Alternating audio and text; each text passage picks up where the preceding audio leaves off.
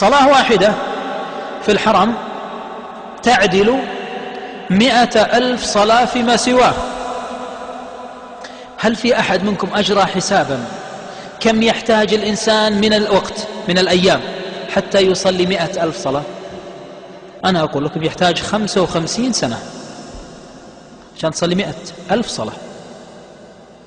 شوف الفضل العظيم يا أخوان الكرام، صلاة واحدة تعدل لك عمرا ثانيا إضافي 55 سنة كلها طاعة ما فيها أي محرم، كلها صلاة. طيب إيش رأيكم لو صلينا 5 صلوات يوم واحد في الحرم؟ تعادل 277 سنة يوم واحد. 10 أيام 2700 سنة وتزيد. شوف الفضل يا أخوان الكرام. أعمارنا 60 و70 ممكن نجعلها أعمار، أضف عليها ليلة القدر أكثر من 80 سنة ليلة واحدة، ليلة واحدة. فهذا نسميها الأجور المضاعفة. العاقل يكون تاجر مع الوقت يستثمرها. أنتم الآن في الصلاة انتهيتم من صلاتكم، دعوني أدلكم على شيء مهم جدا يا أخوان أنتم تعملونه ولكن من باب التذكير بنعمة الله. يا النبي صلى الله عليه وسلم يقول خصلتان أو خلتان لا يعمل بهما رجل مؤمن إلا دخل الجنة. وهذا من استثمار الوقت بالعمل القليل ويعطيني الأجر الكبير. قال وهما يسير والعامل بهما قليل. قالوا ما هما يا رسول الله؟ قال إذا انتهيت من صلاتك تذكر الله فتكبر الله 10 وتسبح الله 10 وتحمد الله 10. أقل درجات وصور التسبيح هو هذا. لك إذا كنت مستعجل أنك تقول سبحان الله 10 والحمد لله 10 والله أكبر 10 يكفي. يعني ما داعي تقول 33. هذه صورة من صور التسبيح بعد الصلاة وهي أقلها. ثم قال وإذا أويت، فقال صلى الله عليه وسلم تسبح 10 وتحمد 10 وتكبر 10. قال عليه الصلاة والسلام والأرقام اللي تسمعوها أرقام في الحديث ليست من عندي. قال صلى الله عليه وسلم فهذه 150 باللسان. 10 و10 و10 كم؟ 30. والرقم اللي قاله النبي صلى الله عليه وسلم 150. من أين جاءت 150؟ من الصلوات الخمس. في كل صلاة 30 يصير المجموع كله 150. قال فهذه 150 باللسان و1500 في الميزان. ما شاء الله 1500 والله ما أظنها تتجاوز دقيقة أو دقيقة وشيء قليل.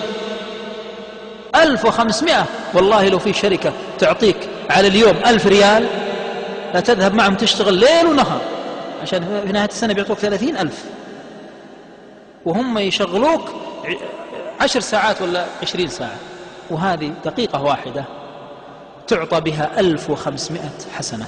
ثم قالوا وما الثاني يا رسول الله؟ قال إذا أويت إلى فراشك فسبح 33 واحمد 33 وكبر 34. فهذه 100 باللسان و1000 في الميزان. شوفوا يا أخواني الكرام، قال صلى الله عليه وسلم فأيكم يذنب في يومه وليلته 2500 ذنب. إيش علاقة الذنوب بالموضوع؟ لأن الحسنات يذهبن السيئات وهذا من فضل الله سبحانه وتعالى. هذا الأجر الذي أعطيته حسب لك حسنة وفي المقابل يمحو سيئة، وهذا من فضل الله عز وجل. الأمر الثالث يا أخواني الكرام استثمار الزمن الفاضل. إيش استثمار الزمن الفاضل؟ لاحظوا معي هذه الملحوظة التي لاحظها أهل العلم. الله جعل البركة في الأثلاث الأخيرة من الأزمان. انتبهوا لهذا يا أخواني الكرام. نحن عندنا اليوم والليلة، إيش أشرف فيها؟ الثلث الأخير من الليل، لأن الله ينزل فيه. هذا في اليوم والليلة. عندنا الأسبوع، الثلث الأخير هو أشرفه لاشتماله على يوم الجمعة، وهو أفضل الأيام عند الله، فيه تقوم الساعة وفيه خلق آدم إلى آخره. يوم الجمعة نفسه أشرفه الثلث الأخير. ليه؟ لوجود ساعة الاستجابة قبل المغرب. انتهينا من هذا ندخل في الأشهر. الأشهر يا أخواني الكرام أشرفها رمضان، وأشرفه الثلث الأخير منه، وأشرف الثلث الأخير منه الثلث الأخير من الثلث، وهكذا. السنة نقسمها على 3 لنحصل على الثلث، يصير عندي 4 أشهر الأخيرة تبدأ من رمضان وشوال وذي القعدة وذي الحجة، وفيها ركنان من أركان الإسلام. اشتملت على ليلة القدر، اشتملت على رمضان، اشتملت على العيد، اشتملت على يوم عرفة، اشتملت على يوم النحر، اشتملت على الوقوف بعرفة، اشتملت على الحج. كل هذه الفضائل في الثلث الأخير. ومن هذا من فضل الله ولمن تأمله من رحمة الله، لأنه جعل هذه الأشياء الماحية لذنوبنا المعطية الأجور المضاعفة جعلها في نهاية العام، وهذا من فضل الله. لأن إبليس يعمل معنا مع بداية العام، يشتغل معنا إلى نهاية السنة، فنهاية السنة يمحو الله كل ما فعله إبليس إن كنا في عرفة، وأما إن كنا في غير عرفة فإن الله يمحوه بيوم عرفة بصيامه. فلو صمنا يوما واحدا كفر الله به ذنوب سنتين ماضية وقادمة. شوفوا يا أخوان الكرام الفضل والعظمة في هذا الجانب يا أخوان الكرام. فعلينا أن نستثمر مثل هذا. أخيرا يا أخوان الكرام، احذر المقابل، وهو أن تكون الذنوب تزداد عليك وأنت في قبرك. يقول الإمام الحسن البصري: ويل ثم ويل ثم ويل لمن مات وبقيت ذنوبه بعده 100 أو 200 سنة. كيف يكون هذا؟ هذا من سن في الإسلام سنة سيئة، فتح له محل والناس فتحوا مثله، قال كلمة والناس اتبعوها، دعا إلى ضلاله والناس وراءه. انتبهوا من هذا يا أخوانك، من أخطر ما يكون على الإنسان يا أخوانك. وفي المقابل استثمر حتى وأنت ميت. كيف تستثمر وأنت ميت؟ إذا مات ابن آدم انقطع عمله إلا من 3: ولد صالح، صدقة جارية، علم ينتفع به.